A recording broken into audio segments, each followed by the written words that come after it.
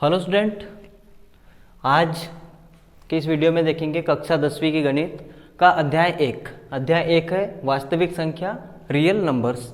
तो real numbers जो भी पढ़े होंगे पिछली क्लास में अगर रियल नंबर की बात करें तो प्राकृत संख्या, पूर्ण संख्या, पूर्णांक संख्या, परिमेय, अपरिमेय, जितनी भी संख्याएं पढ़ी होगी कक्षा 9वीं के भी पहले अध्याय में, तो वो सब क्या होती है वास्तविक संख्या। और वास्तविक संख्या को अगर सीधी सी डेफिनेशन में अगर कहे तो परिमेय संख्या और अपरिमेय संख्या, इन दोनों का योग जो होगा वो या योग या कहे इन दोनों को इकट्ठा लेने से जो संख्या मिल जाएगी वो सब क्या कहलाएगी वास्तविक संख्या है। ठीक है, तो वास्तविक संख्या का उतना अच्छा टॉपिक नहीं है यहाँ पे, लेकिन हमें क्या पढ़ना है, हमें पढ़ना है वास्तविक संख्याओं के अंतर्गत सबसे पहला टॉपिक है हमारा यूक्लिड विभाजन प्रमेय का।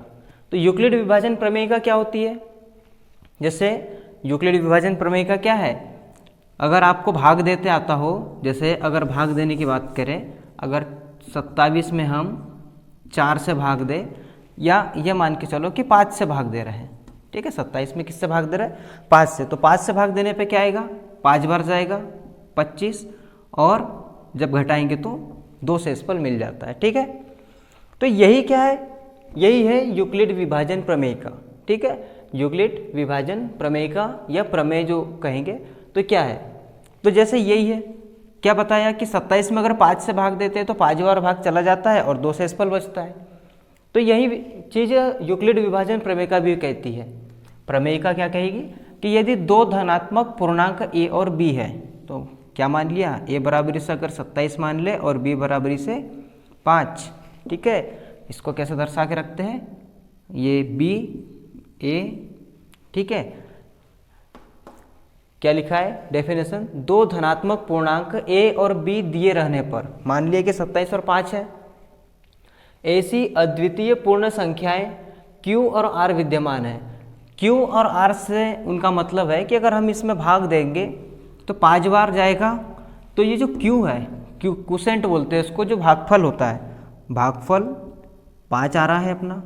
ठीक है, और r विद्यमान है, r का मतलब शेषफल, या तो 0 भी बच सकता है कुछ भी बचे, तो यहाँ पे क्या आता है भागफल, और यहाँ पे कुछ भी आएगा उसको सॉल्व करेंगे तो यह शेषफल जरूर आएगा, भले वो शून्य आए।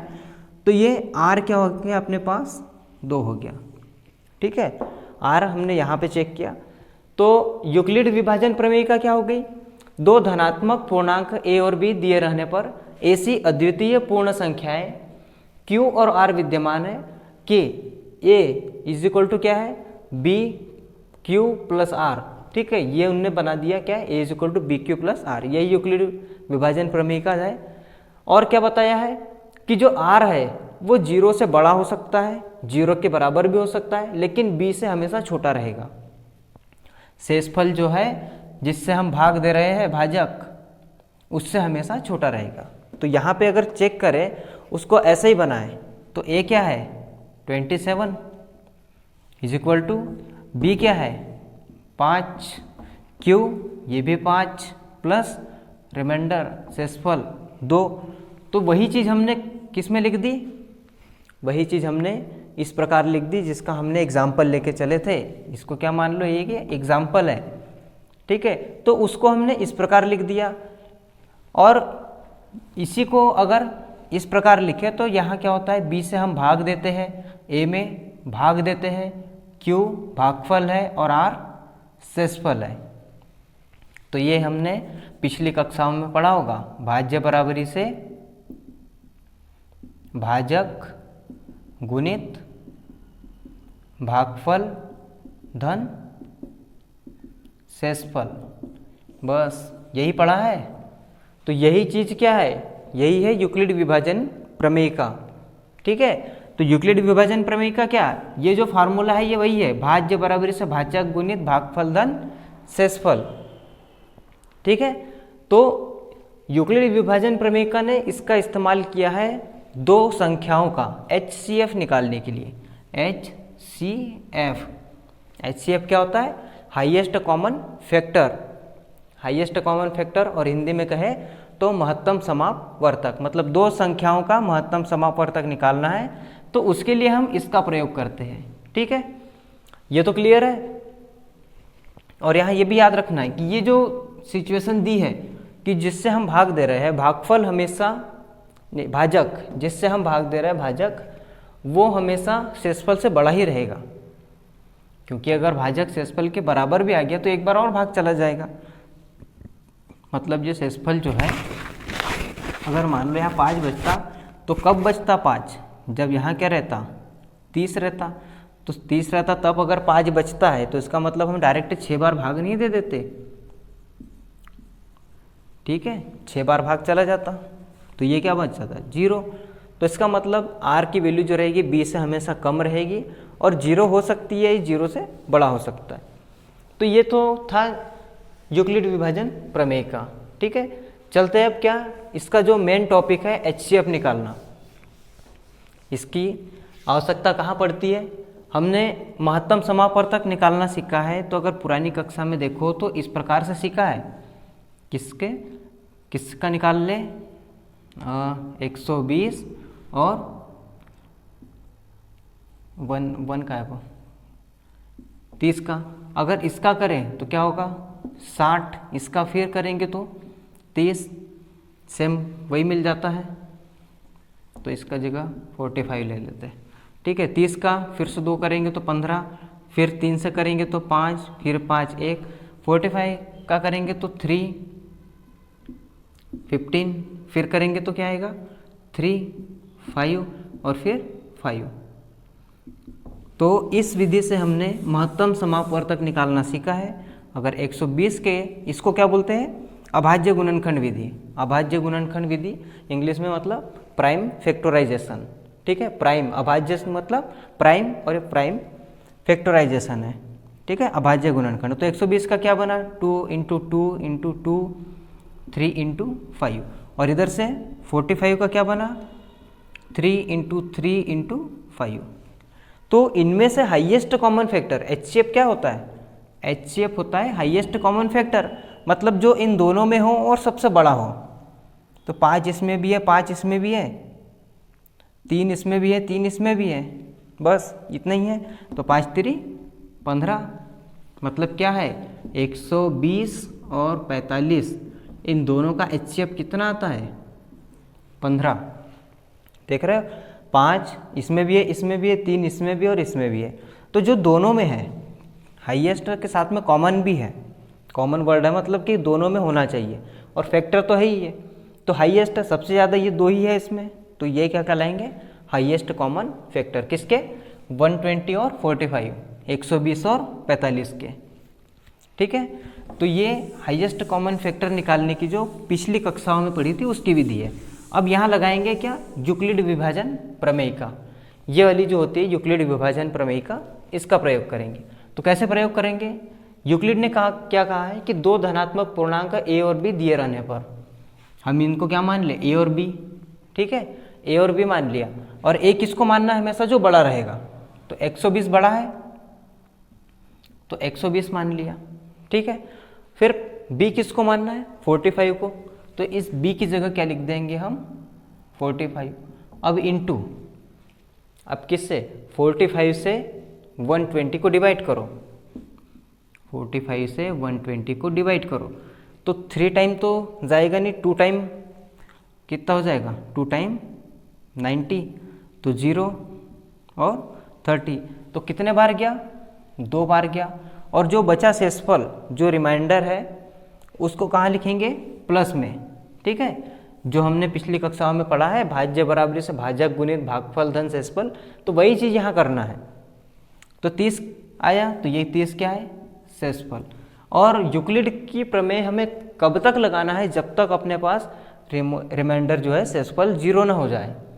तो हम एक स्टेप कर लिए, फिर यहाँ क्या लिख सकते हैं, चूंकि शेषफल 0 नहीं है, चूंकि शेषफल 0 नहीं है, तो यूक्लिड विभाजन प्रमेय से अगर कोई 2 नंबर है और उनका HCF निकालना है, तो यूक्लिड की प्रमेय को हर बार लगाते रहना है। ये एक स्टेप हुई, फिर दोबारा लगाना है, फिर तीसरी बार लगाना है, और कब तक लगाना है, जब तक कि शेषफल 0 ना हो जाए, ठीक है। तो एक बार तो लगा दिया, क्योंकि क्या दिया था a और b दिया था, हमने मान लिया क्या a और b 120 और 45 है, लेकिन दोबारा के लिए क्या करना है, फिर इसी में से 120 की जो ये है स्टेप, इसमें से 45 और 30 को लेना है। किससे? जिससे भाग दे रहे थे और जो शेषफल आया।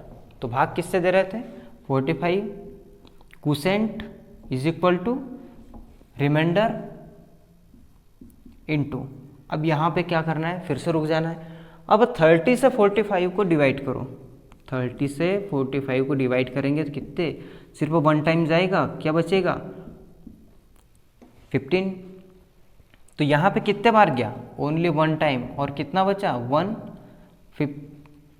15 मतलब 15। ठीक है, अभी भी क्या है, चूंकि शेषफल नॉट इक्वल टू 0, ऐसे भी लिख सकते हैं शेषफल शून्य नहीं को, चूंकि r नॉट इक्वल टू 0, तो क्या करेंगे, यहाँ जैसे अतः लिख सकते हैं, यहाँ भी अतः लिखना है। फिर से वही कि यहाँ का पद इसको और इसको लेते हैं, इसको और इसको लेते हैं, मतलब जिससे भाग दे रहे हैं और जो शेषफल मिला उन दोनों को फिर से लेते हैं, और जो बड़ा रहता है उसको आगे लेना है। तो 30 और यहाँ 15, कितनी बार जाएगा, 30 को हम 15 से डिवाइड करेंगे तो 2 टाइम कंप्लीट, रिमाइंडर हो गया 0। तो जब शेषफल 0 हो जाए तो इसका मतलब हमें अब रुक जाना है। ठीक है, तो जब शेषफल 0 हो गया तो HCF कहाँ से पता चलेगा, तो चूंकि क्या लिख सकते हैं, इस पद में b क्या आ रहा, 15 है, जो कि संख्या 120 और 45 का HCF है। याद रखना है, जब रिमाइंडर शेषफल 0 हो जाए तब b की जगह पर जो भी पद आएगा, जो भी नंबर आएगा, वही होगा उन दोनों का HCF। क्लियर रहेगा। हमने किससे निकाल के देखा था, 120 और 45 का अभाज्य गुणनखंड विधि से निकाल के देखा तो भी 15 आया था, और ये जो यूक्लिड की प्रमेय थी इसको लगा के देखा तो भी क्या आया, यूक्लिड की प्रमेय लगाने पर भी HCF हमेशा हमको क्या मिला, 15। तो ये प्रयोग था HCF का, मतलब जो प्रमेय है इसके अंतर्गत अगर हल करते हैं तो भी वही HCF निकलेगा। उसमें अभाज्य गुणनखंड करना पड़ता था, इसमें अभाज्य गुणनखंड नहीं करना पड़ता। इसमें बड़ी से बड़ी संख्या का भी हम HCF निकाल सकते हैं। ठीक है, इसके एग्जाम्पल करेंगे तब देखेंगे बड़ी संख्या 3 नंबर 4 नंबर वाली। तो ये समझ में आया।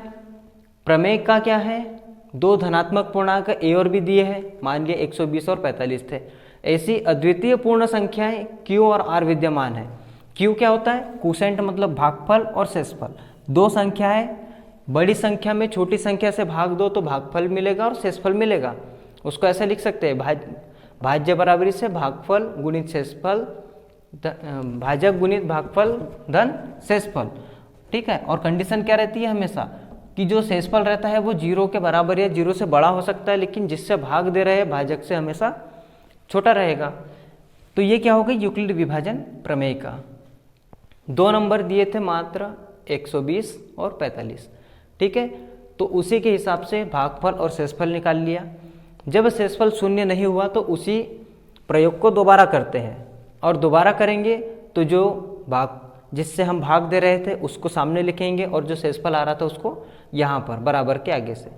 मतलब कि जो पहले b था वो क्या बन रहा है, आके यहाँ पे a बन रहा है, और जो r था वो क्या बन रहा है, b।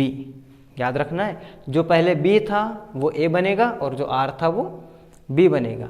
ठीक है, ये सिर्फ ऐसे दिखाने के लिए, तुमको नहीं बनाना है। तो बोलेंगे सर ने ऐसा बनाने बताया था, ये नहीं है। ठीक है, ये बस ऐसा करना है। और जब दोबारा करेंगे तो अगली बार भी अगर शेषफल 0 नहीं मिला तो उसको फिर से करेंगे, तो अगेन क्या, ये b की वैल्यू a की जगह आ जाएगी और r की वैल्यू b की जगह पर, और यहाँ पर रिमाइंडर देखो 0 हो गया। और जिस स्टेप में रिमाइंडर 0 होता है, इस स्टेप में जो b की वैल्यू होती है वही HCF होती है।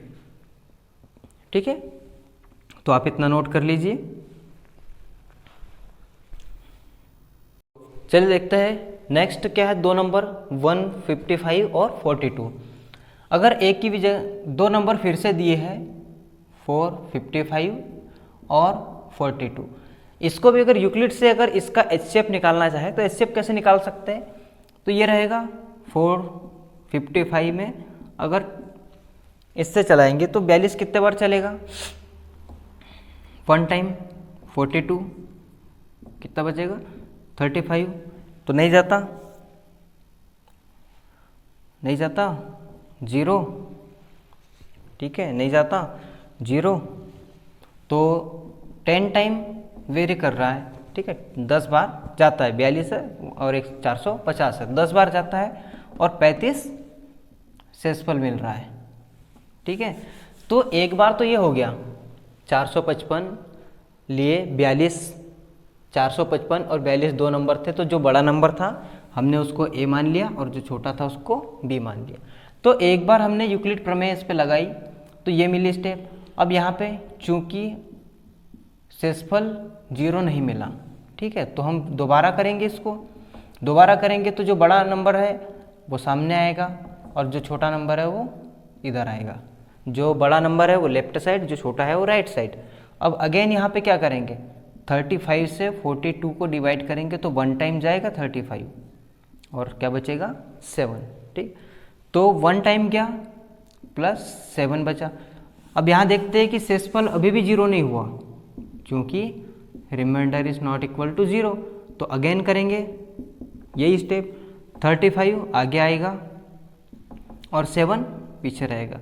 अगर 7 से 35 को डिवाइड करो तो 5 टाइम हो जाता है, 5 टाइम अगर 7 का मल्टीप्लाई करो तो 35 मिल जाता है। तो इसका मतलब क्या हो गया कि ये 5 टाइम प्लस रिमाइंडर 0 मिल जाता है।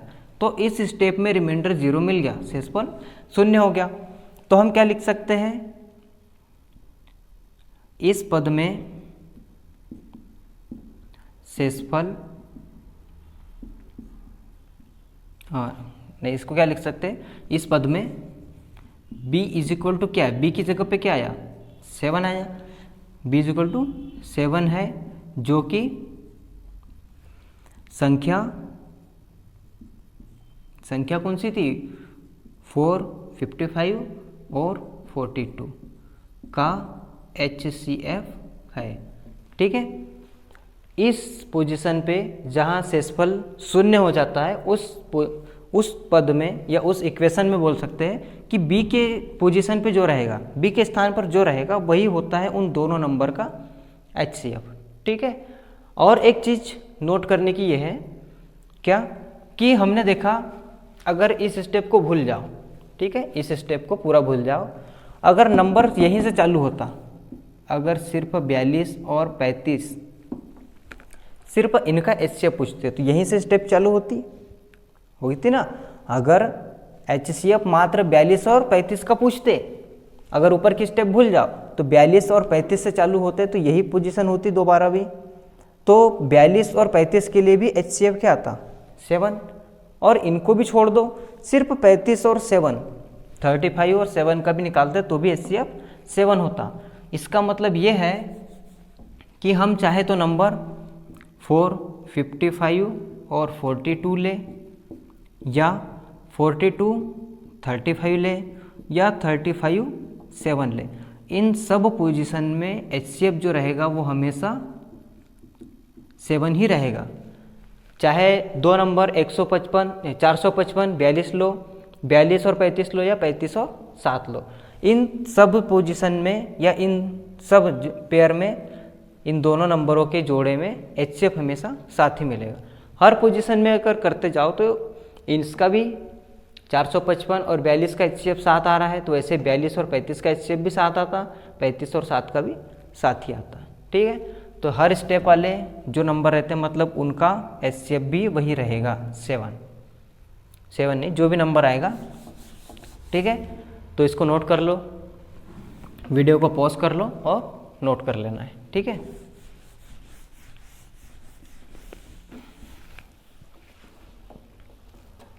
चलते हैं एग्जाम्पल की ओर। तो फर्स्ट एग्जाम्पल क्या है, फर्स्ट एग्जाम्पल दिया है क्या 4 052 और 12576। This is a big number, ठीक है। फिर भी हम करेंगे, देखते हैं इसका क्या होगा। इन दो नंबर का HCF पूछा है। क्या पूछा? HCF। तो कैसे करेंगे? हमें मालूम है कि जो बड़ा नंबर है उसको A लेना है, सॉल्व। जो बड़ा नंबर है उसको A लेना है और जो छोटा है उसको B। 4052 ही है ना? हाँ, 52 ही है। अब अगर हम इसको डिवाइड करेंगे तो ये 12576 डिवाइड करना है 52। कैसे करेंगे? पीछे के 3 छोड़ दो, पीछे के 3 छोड़ दो, 3 टाइम जाता है, ठीक है। तो 3 कितना हो जाएगा? 12। ऐसा नहीं, 4052 3 टाइम जाएगा 6, कितना हो रहा? 12156। 02400। तो कितने बार जा रहा है? 3 टाइम जा रहा है और 420 रिमाइंडर मिल रहा है, ठीक है। तो फर्स्ट टाइम में देखो तो रिमाइंडर 0 नहीं है, ठीक है। तो क्या लिखेंगे? चूंकि R नॉट इक्वल टू 0। फिर अगेन करेंगे, फिर ये 4052 आगे आएगा एंड 420 पीछे। अब 420 से डिवाइड करेंगे 4052 को, तो अब क्या होगा? कितने बार जा सकता है ये 400। पीछे का नंबर 1 एक एक छोड़ दो, 2 छोड़ दो, तो 10 टाइम मीन्स 9 टाइम 42। 9 कितना होगा? 0, 9 दूनी 18 के 8, हासिला 1, 9 चौक 36 और 1 37, 3700 होता है। और 10 टाइम कर दे तो ज़्यादा होगा, मतलब 9। कितना हो रहा? 3780, 12 0, 15 में से 8 गए 7, 40 में से 38 गए 272, ठीक है। 272 आ गया। अभी भी शेषफल 0 नहीं है चूँकि R नॉट इक्वल टू 0। तो हम क्या करेंगे? फिर से करेंगे अगेन। क्या आएगा? 420 इज इक्वल टू 272 मल्टीप्लाई। तो 272 और 420, तो 272 का अगर डबल करके भी देखो तो ये ज़्यादा हो जाता है, तो मतलब सिर्फ 1 टाइम जाएगा 272। तो 10 - 2 8, 12 - 8 4 और 148, तो 1 + 148 ये होगा। अब यहाँ भी क्या मिला? शेषफल 0 नहीं मिला, तो हम क्या करेंगे? 272 इज इक्वल टू 148 अगेन, मतलब अतः दोबारा करेंगे। तो 272 इसको 148 कितने बार जाएगा? तो ये 14 दूनी 28 हो जाता है और ये 27 है। अभी भी 1 टाइम, 1 टाइम मतलब 148 क्या हो जाएगा? 12 - 8 4 और 7 - 5 2 और 2 - 1 1, तो कितना? 124। फिर से नहीं मिला शेषफल, R नॉट इक्वल टू 0। तो कब तक करना है? जब तक शेषफल हमारे पास 0 नहीं हो जाता तब तक इसको करते ही रहना है, ठीक है। अभी भी नहीं आया तो क्या करेंगे? अगेन करेंगे। क्या करेंगे? यहाँ पे क्या आएगा? 148 इज इक्वल टू 124। ये भी, इसको भी देखो, इसके डबल भी नहीं है, तो कितना बार? 1 बार प्लस 148 माइनस 120 कितना आएगा? 24, यही आएगा। 8 - 4 4, 4 - 2, तो कितना आया? Only 24। Again because R not equal to 0, again करेंगे। कितना आएगा? 124 इज इक्वल टू 24 मल्टीप्लाई। अब 24 से 124, तो अगर इसको डिवाइड करें तो कितनी बार चला जाएगा? Minimum 5 time. तो 5 टाइम कैसे चला जाएगा?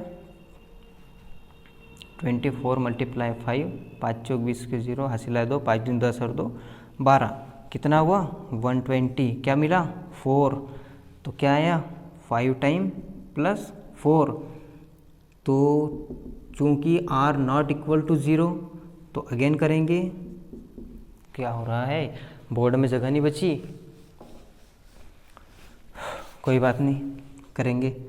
24 इज इक्वल टू 4, 24 सामने और 4 यहाँ, मल्टीप्लाई 6 प्लस 0, 24, अगर 24 को हम 4 से डिवाइड करें तो 6 टाइम, 6 चौक 24, तो यहाँ पर जाके मिला हमको रिमाइंडर 0, तो यहाँ रिमाइंडर 0, शेषफल 0 हो गया। तो इसके बाद की स्टेप थोड़ी यहाँ देख लो, क्या लिखेंगे, चूँकि या इस पद यहाँ पर क्या मिला b इज इक्वल टू, या शुद्ध क्या लिखेंगे, इस पद में b इज इक्वल टू क्या आया 6 नहीं 4 आया, 4 जो सामने है वो 4 है और वो क्या है जो कि 40 जो कि संख्या 4052 और 12576 का HCF है, ठीक है। तो क्या मिला नंबर 4052 और 12576, इनका HCF निकाला, हाईएस्ट कॉमन फैक्टर, और वो हाईएस्ट कॉमन फैक्टर क्या आया 4, ठीक है। तो वीडियो को पॉज कीजिए और इसको नोट कर लीजिए, ठीक है। एक चीज़ इसमें और बताने की रह गई है, जैसे पिछली बार बताया कि हमने HCF किसका निकाला 4052 12576, तो इसका HCF अगर 4 आता है तो इस नंबर के बाद ये भी तो आ रहा है 40, क्या आ रहा है 4052 एंड 420, इसके बाद क्या आ रहा है 420 और 272, अगेन 272 और 148, अगेन 148 और 124 एंड 124 एंड क्या है 24, और एक क्या है 24 और 4, तो इन सब का, इसका तो है ही, इसका HCF तो 4 है, लेकिन इसका भी HCF 4 ही आएगा। इन सब का अगर हमने देखा, क्योंकि अगर यहाँ से स्टेप चालू ना होती, यहाँ से स्टेप चालू होती, तो भी तो HCF 4 ही मिल रहा था। तो इसका मतलब ये है कि जितने भी नंबर है, ये जितने भी नंबर हमने लिखे हैं, इन सब का HCF भी 4 ही आएगा। अगर इन दो नंबर का HCF 4 आता है तो उसके नीचे वाली जो दो नंबर है, इनका HCF भी 4 ही होगा, इनका भी 4 आएगा, इनका भी 4 आएगा, इनका भी 4, इनका भी 4 और इनका भी 4 ही आएगा। HCF ये जितने भी नंबर लिखे हैं सबका HCF 4 ही आएगा, ठीक है। तो स्टूडेंट देखते हैं नेक्स्ट एग्जांपल, उदाहरण 2। अभी यूक्लिड विभाजन प्रमेय जो पढ़ी तो उससे HCF निकालना सीख लिया, लेकिन यूक्लिड विभाजन प्रमेय से एक दो टाइप के और क्वेश्चन है जो हमसे बन सकते हैं, और वो क्या है, जैसे सेकंड एग्जांपल क्या दिया है, दर्शाइए कि प्रत्येक धनात्मक समपूर्णांक, तो तीनों वर्ड पे ध्यान देना है। प्रत्येक धनात्मक समपूर्णांक, पूर्णांक का मतलब बिना दशमलव वाले, बिना पॉइंट वाले, सम कहा तो 2 से डिवाइड होने वाले, 2 से भाग जाने वाले, और धनात्मक का मतलब 0 के आगे ही, इसका मतलब क्या है वो 2 से 2, 4, 6, 8 और 10, ये ऐसे जितने भी नंबर ये सब क्या है धनात्मक समपूर्णांक है। तो इनको क्या दर्शाना है, दर्शाइए कि प्रत्येक धनात्मक समपूर्णांक 2q के फॉर्म में होता है तथा प्रत्येक धनात्मक विषम पूर्णांक 2q + 1 के फॉर्म में होता है। प्रत्येक धनात्मक विषम पूर्णांक, धनात्मक मतलब पॉजिटिव है, विषम मतलब 1, 3 मतलब जिसमें 2 से जो डिवाइड नहीं होगा, तो 2 से डिवाइड क्या नहीं होगा 1, 3, 5, 7, 9, 11 ये क्या है 2 से डिवाइड नहीं होंगे। और पूर्णांक का मतलब पॉइंट नहीं आना चाहिए, तो ये नेचुरल नंबर ही होगा। पॉजिटिव धनात्मक पूर्णांक बोला मतलब तो नेचुरल नंबर ही आना है, ठीक है। अब इधर सम संख्या बोली है और इस साइड विषम संख्या के रूप में होता है, हमें दर्शाना है। तो देखो 2 को यदि हमने 2 से ही डिवाइड किया, 2 को, क्योंकि देखो क्वेश्चन में बोला है कि 2q की फॉर्म में लाओ और क्या बोला है 2q + 1 की फॉर्म में लाओ। तो यदि हम मान लें कि 2q हुआ ये 2q + 1 है, तो यूक्लिड प्रमेय क्या थी a = bq + r, मतलब q के साथ में जो है वो क्या है b है। तो हमने वो भी मान लिया कि b क्या है 2 है, इसलिए हम क्या कर रहे हैं 2 से डिवाइड कर रहे हैं किसको 2 को। तो 2 से 2 को डिवाइड करो 1 टाइम, रिमाइंडर क्या आया कुछ नहीं मतलब 0।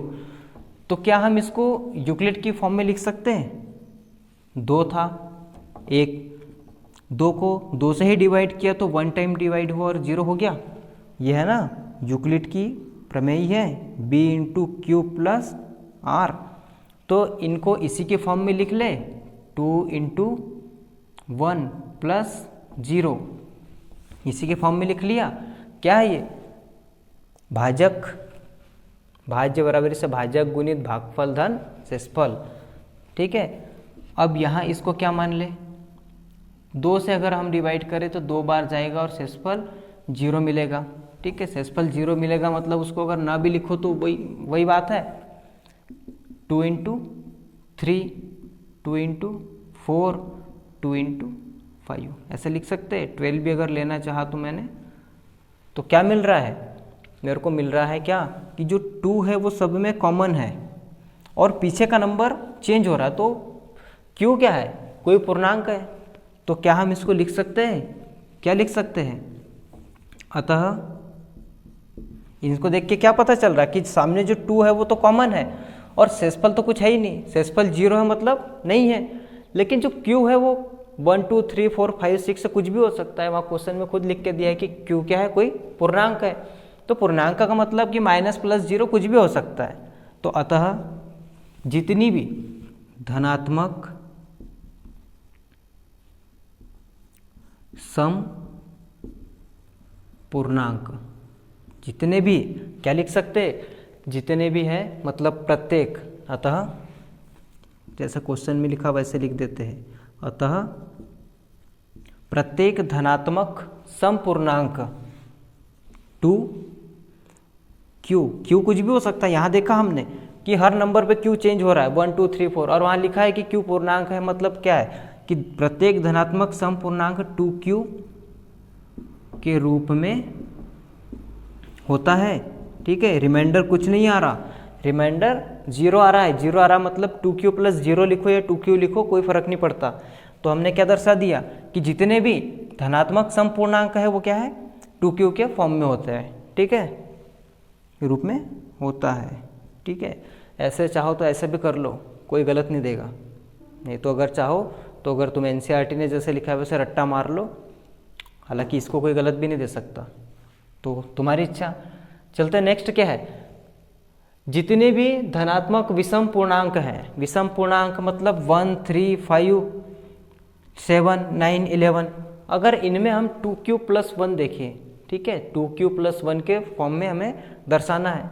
अगर हम इनको 2 से डिवाइड करो, 2 से डिवाइड करो तो इसको 1 को क्या लिख सकते हैं 2 × 0 + 1, 0। क्यों क्या है, क्यों कोई पूर्णांक है, पूर्णांक 0 होता है, ठीक है। 3 को क्या लिख सकते हैं 2 × 1 + 1, 5 को लिख सकते हैं 2 × 2 + 1, 7 को लिख सकते हैं 2 × 3 + 1, 9 को लिख सकते हैं 2 × 4 + 1, 11 को भी ऐसे ही लिख सकते हैं 2 × 5 + 1। मतलब जब भी हम देख रहे हैं कि 2 से अगर इनको डिवाइड करो तो रिमाइंडर 1 मिल ही रहा है, तो जितने भी नंबर है सब में रिमाइंडर 1 मिल रहा, मतलब हम इनको क्या लिख सकते हैं। और सामने का 2 जो है ये कॉमन है सब में, सिर्फ जो बीच का q है वो चेंज हो रहा है, तो हम लिख सकते हैं क्या, अतः प्रत्येक विषम पूर्णांक विषम पूर्णांक संख्या 2q + 1। q कुछ भी हो सकता है, तुम q की जगह कुछ भी रखो, हमेशा विषम पूर्णांक संख्या ही मिलेगी। ठीक है, और विषम पूर्णांक का मतलब धनात्मक भी है। ठीक है, धनात्मक विषम पूर्णांक संख्या अतः प्रत्येक विषम पूर्णांक संख्या 2q + 1 के रूप में होती है। ठीक है, यहाँ पे धनात्मक लिख लेना। ठीक है, मेरे हाथ से छूट गया है। अतः प्रत्येक धनात्मक विषम पूर्णांक संख्या 2q + 1 के रूप में होती है। q देखो ना, यहाँ पे 0 है, 1 है, 2, 3, 4, 5 और क्वेश्चन में दिया है कि q क्या है, पूर्णांक है। q कुछ भी हो सकता है, लेकिन हमको जो चाहिए था वो मिल गया। क्या कि इनको सबको अगर देखो तो ये 2q ही है, 2 है सामने का कॉमन और ये q चेंज हो रहा है। और इसमें देखो तो 2q + 1 है, q चेंज हो रहा है, लेकिन सामने का 2 भी वही है और 1 भी वही है।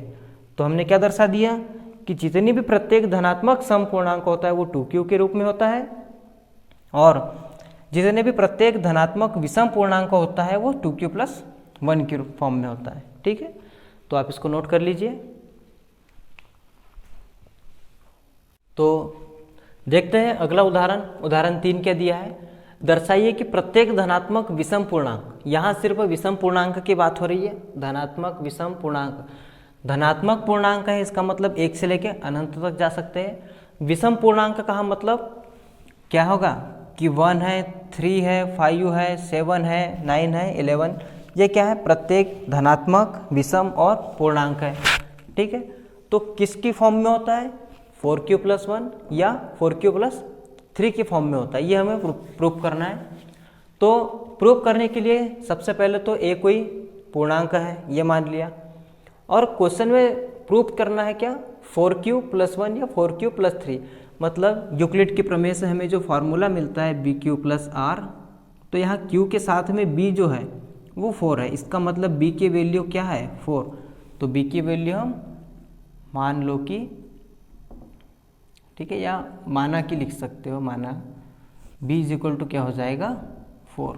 ठीक है, अब हमारे पास जितने भी नंबर होते हैं, नंबर कौन से, धनात्मक विषम पूर्णांक। धनात्मक विषम पूर्णांक 1 होता है, 3 होता है, 5 होता है, 7 होता है, 9 होता है, 11 होता है, और क्या है, 11 के बाद 13 है, 15 है, 17 है, 19 है, 21 है।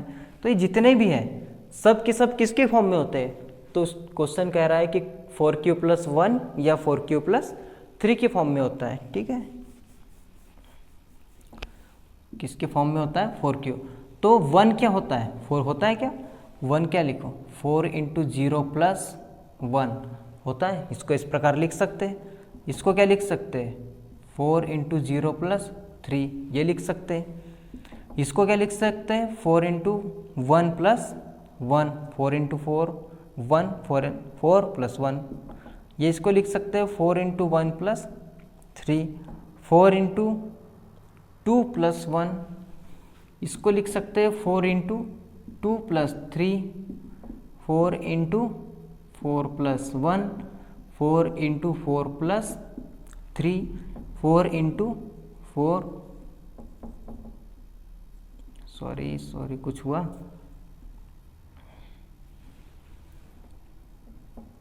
3 लिखना था यहाँ, 4 × 3, 4 × 3, 4 × 4 + 1 और 4 × 4 + 3, और इसको लिख सकते हैं 4 × 4 + 1। तो इसको छोड़ दो, इसका मतलब जितने भी करेंगे सब यही फॉर्म में आ रहा। तो हमने क्या देखा कि जितने भी हैं, जितने भी हमने चेक किए, तो 4 अगर सब में कॉमन लिया तो पीछे केवल 1 और 3 1 3 1 3 ही मिलते गया। ठीक है, 4 अगर सब में कॉमन है तो पीछे या तो 1 मिला या तो 3 मिला है। तो हम क्या लिख सकते हैं, अतः प्रत्येक धनात्मक विषम पूर्णांक, जितने भी प्रकार की विषम पूर्णांक रहेंगे पॉजिटिव इवन इंटीजर, वो क्या है, 4q + 1 की फॉर्म में मिला है। q क्या है, q इसमें चेंज हो रहा, तो q क्वेश्चन में लिखा है कि q एक पूर्णांक है, तो q कुछ भी हो सकता है। तो 4Q+1 या 4Q+3 के रूप में होता है, या ये लिख सकते हैं कि 4Q+1 या 4Q+3 के रूप का होता है। ठीक है, तो जैसा पिछला एग्जाम्पल था वैसे ये भी है, सिर्फ क्या है कि यहाँ 4 है और हम 0 1 2 3 रखते चलो Q की जगह पे, तो लास्ट में हम देखते हैं रिमाइंडर जो है ये तो 1 मिलता है या तो 3 मिलता है। ठीक है, तो इसको पॉज करके नोट कर लीजिए, फिर देखते हैं अगला क्वेश्चन। स्टूडेंट नेक्स्ट एग्जाम्पल क्या है? एग्जाम्पल 4 है, एक मिठाई विक्रेता के पास 420 काजू की बर्फी है और 130 बादाम की बर्फी है। ठीक है, एक मिठाई का विक्रेता है, 420 काजू की बर्फी है और 130 बादाम की बर्फी है। वह इनकी ऐसी ढेरियाँ बनाना चाहता है, मतलब इस प्रकार की ऐसी ढेरी बनाएगा जिसमें बर्फियों की संख्या समान रहे। मतलब ऐसी खड़ी अगर बर्फियाँ जमा रहा हो, ऐसी इस प्रकार का अगर उसने बर्फी जमाई तो दोनों में बर्फियों की संख्या समान होनी चाहिए। अब प्रत्येक डेयरी में बर्फियों की संख्या समान रहे, ये डेयरियाँ बर्फी की परात में न्यूनतम स्थान, मतलब स्थान भी कम से कम घेरना चाहिए। ठीक है, क्या कह रहा है कि वह इनकी ढेरियाँ बनाना चाहता है, मतलब ट्रे में जमाएगा उसको और डेयरियों में बर्फी की संख्या समान रहेगी। मान लो कि काजू की बर्फी है भर रहा है, तो काजू काजू काजू काजू की बर्फियाँ भर रही है। ठीक है, और दोनों की संख्या समान रहे, मतलब ज़्यादा से ज़्यादा, कम से न्यूनतम स्थान घेरे, मतलब बर्फी की परात में न्यूनतम स्थान घेरे, मतलब पूरा का पूरा फुल भर देना है, जगह कहीं नहीं छोड़ना है।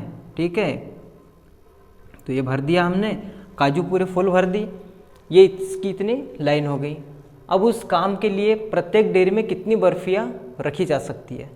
तो क्वेश्चन को थोड़ा अच्छे से समझो, क्या बोला है कि मिठाई विक्रेता के पास 420 काजू है, 130 बादाम है, यहाँ तक के तो क्लियर है। ठीक है, ये हमने मान लिख लिया है, काजू की बर्फियाँ की संख्या 420 है और बादाम की बर्फी की संख्या 130 है। अब उसने क्या कहा कि वह इनकी ऐसी डेयरियाँ बनाना चाहता है कि प्रत्येक डेयरी में बर्फियों की संख्या समान रहे, मतलब काजू इतनी भर रहा है तो बादाम की बर्फी भी इतनी भरेगा वो। ठीक है, बादाम की बर्फियाँ भी इतनी ही भरेगा। ठीक है, जितनी इसमें जगह रहेगी उतनी ही बादाम की बर्फियाँ भरेगा। और वो मान लो कि ये नंबर क्या है, हमको नहीं मालूम कि एक ट्रे में मतलब एक लाइन में कितनी बर्फियाँ रख पा रहा है, हमने मान लिया कि वो क्या है, x है। अब संख्या देखो थोड़ी चेंज है, काजू की बर्फियाँ ज़्यादा है, बादाम की बर्फियाँ कम है, मतलब काजू की बर्फियाँ वो ऐसे रख तो रहा है और बादाम की भी रख रहा है। ठीक, तो काजू की बर्फियाँ इस प्रकार से बहुत ज़्यादा रखाएगी। ये मान के चलो कि काजू की बर्फियाँ क्या हो गई है, हम ये मान लेते हैं कि ये y है। ठीक है, आप इसको पूरा भर लीजिएगा। और बादाम की बर्फियों की जो संख्या है इस क्रम में तो जो रखी है वो एक से ही होगी, दोनों में समान है, लेकिन बर्फियों की संख्या थोड़ी चेंज है, तो ये क्या हो गया, इसको मान लेते हैं z। क्या मान लिया इसको, z, मतलब बर्फियाँ जो है वो इस टाइप में z रखिए। तो काजू की संख्या मालूम है कि लंबाई, और ये इतना हो गया, तो इतनी काजू है, और बर्फी भी कितनी है, बादाम की बर्फी इतनी है। तो इसको देख के हम क्या कह सकते हैं कि बादाम की बर्फी कितनी है, ये एक देखो x इंटू वाई, काजू की बर्फी x इंटू वाई, इतनी काजू की बर्फियाँ रख दी, और बादाम की कितनी रखी, x इंटू जेड, बादाम भी इतनी ही है और इतनी ही z। तो उस विक्रेता ने क्या किया कि एक ट्रे में दोनों को जमाया, इसमें क्या भर दिया उसने, पूरी काजू भर दी। ठीक है, तुमको ये क्वेश्चन अगर एनसीईआरटी बुक के हिसाब से देखो तो बस तुमको दो संख्या देख लो, ये 2 नंबर है, इसका एचसीएफ निकाल लो, आंसर पता चल जाएगा। लेकिन उसको थोड़ा समझो तो क्या है क्वेश्चन। हलवाई ने क्या किया है कि डेयरी जमाई है तो के पूरी काजू की बर्फियाँ है, ये इस प्रकार उसने काजू की बर्फियों को इस टाइप जमा लिया। अब जो है बादाम की बर्फियाँ है, तो बादाम की बर्फियों को भी उसने इस प्रकार रखा कि जितनी इनकी संख्या थी क्रम में दोनों को तो समान रख लिया।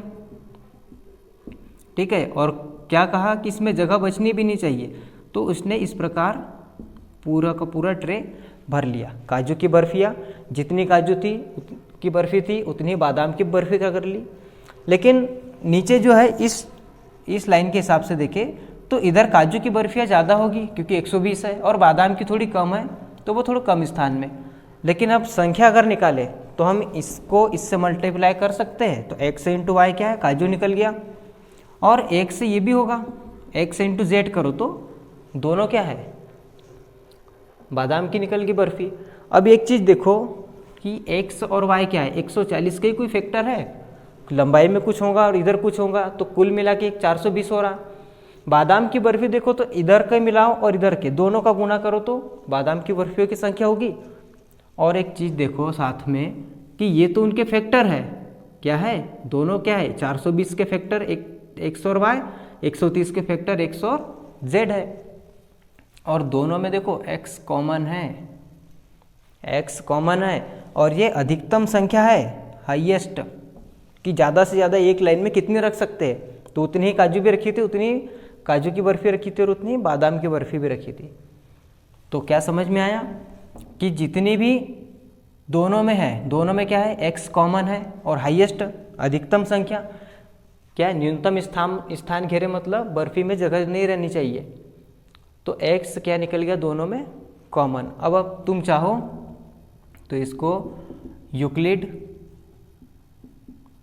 विभाजन प्रमेयिका से कर सकते हो, विभाजन प्रमेयिका, यूक्लिड विभाजन प्रमेय, ठीक है। क्या होता है यूक्लिड विभाजन प्रमेय, 2 नंबर है, a इज इक्वल टू क्या है, बिग नंबर, और b is equal to small number, so a is equal to क्या होता है, बी क्यू प्लस आर।